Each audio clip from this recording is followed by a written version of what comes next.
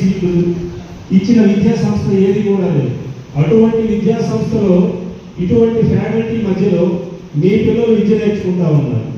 So ఈ సంవత్సరం బయటికి వెళ్ళబోతున్నా అంటే రేపు 2026లో జనవరిలో ఫస్ట్ సెషన్ మెయిన్స్ రాయబోతున్న విద్యార్థుల తల్లిదండ్రులకు కానీ అట్లానే 2027లో ఎగ్జామ్స్ రాయబోతున్న విద్యార్థుల తల్లిదండ్రులకు కానీ మా సైడ్ నుంచి మేము ఒకటే హామీ ఇస్తా ఉన్నాం సార్.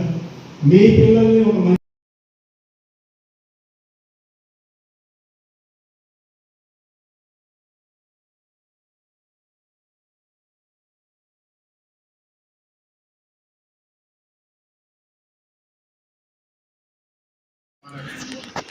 యాజ్ ఎ పేరెంట్గా నేను మీలాగా పేరెంట్ మా అబ్బాయి కూడా ఇక్కడే చదువుతున్నాడు.